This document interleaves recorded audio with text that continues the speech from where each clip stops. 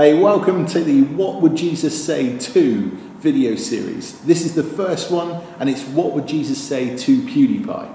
Now, maybe you don't know who PewDiePie is. He is the biggest YouTuber in terms of subscribers, with around 90 million people subscribed to his channel.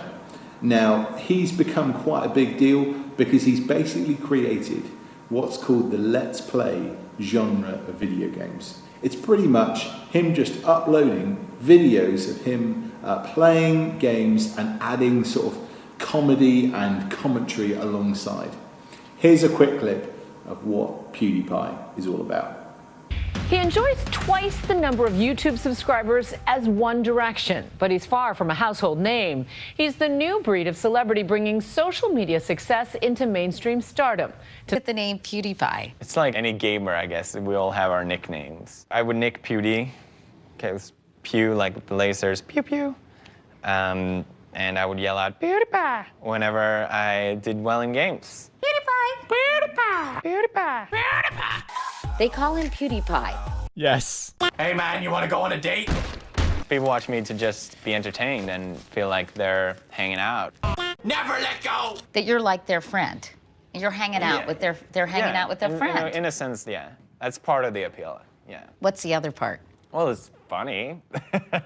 I hope. Don't patronize me, Hasselhoff. I can do it too.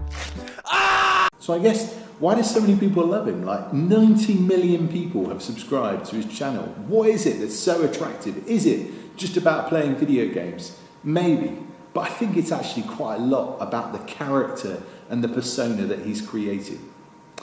He's actually created a character, a version of himself that he's called PewDiePie. He's actually a guy called Felix, and he comes from Sweden. But he's created this version of himself. And I wonder how much maybe that might be a dangerous thing when we create versions of ourselves in order to win an audience or to win some popularity. PewDiePie said, "Don't be yourself, be a pizza. Everyone loves pizza." And that's right, yeah? It's the thing that everyone loves. Like seriously, who doesn't love pizza? I mean, you struggle to find someone who doesn't love pizza. But is that not like a dangerous message, maybe? Like, be something that everybody likes, even if it means not really being yourself. He's created a version of himself, a character, a persona called PewDiePie, and he's won over a massive audience. And I'm not saying that that's wrong in of itself, but maybe you and I do just that on a much smaller scale, to win over popularity, to win over particular people, to win over friendship groups.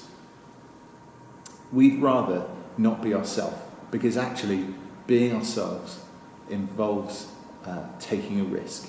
Will people like the real me? When you create yourself to make it,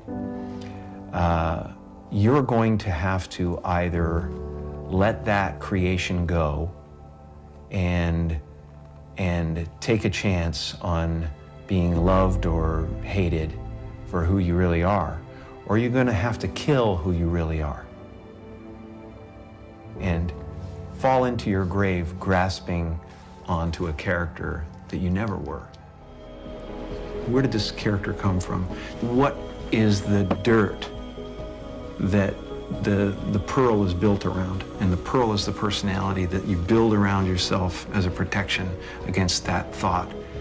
If they ever find out that I'm worthless, if they ever find out that I'm not enough, I'll be destroyed.